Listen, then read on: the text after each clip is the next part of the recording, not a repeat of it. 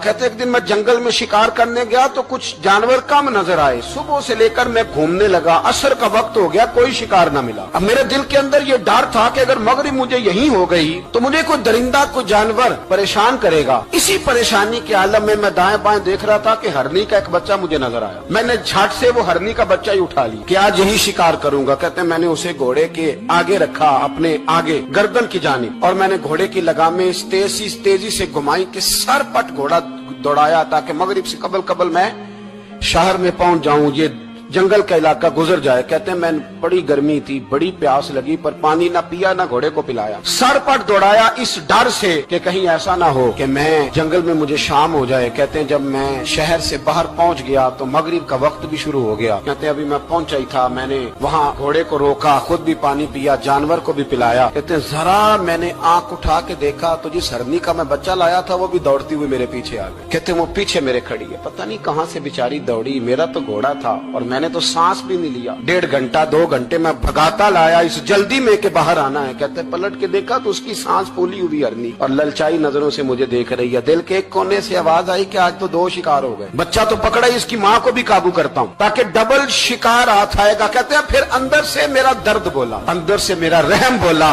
एक माँ अपना बच्चा लेने आई और इस तरह तो उसे तकलीफ नहीं दी जा सकती कि उसे ब्लैकमेल करके माँ को भी रख लिया जाए। कहते हैं जब मैंने उस हरनी की तरफ देखा तो उसकी नजरों में सवाल था, उसकी नजरों के अंदर सवाल था, कुछ मांग रही थी।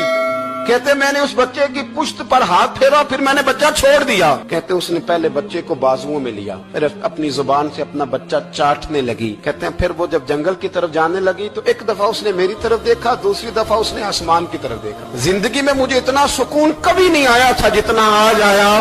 कहते मैं घर गया, इशा की नमाज पढ़ी, बावुजू मैं बिस्तर पे लेट गया। लोगों मेरे नसीब देखो, मुझे मदीने वाले महबूब का दीदार नसीब हुआ। रसूल करीम अलैहिस्सलाम मेरी ख्वाब में आए, मैं रोने लगा। घर महक उठा, फूल खिलने लगे, खुशबुएं बिखरने लगी। कहते महबूब करीम तशरीफ लाए और क्या खूबसूरत जुमला है। महबूब फरमाने लगे ओ सुबकुतगीन, अगर तुझे बादशाह बना दिया जाए तो इंसानों के साथ भी इसी तरह रहम करेगा ना जिस तरह आज हरनी के साथ किया है। अगर तुझे बादशाह बनाया जाए तो रवैया यही रखेगा या बदल जाएगा। कहता मैं रो पड़ा, मैंने कहा यार सुल्ला, मैं तो गुलाम बनने के भी काबिल नहीं तो बादशाह कैसे बनूंगा। फरमाया तेरी आज की अदा बड़ी पसंद आई है, अर्श के मालिक ने तुझे बादशाह बना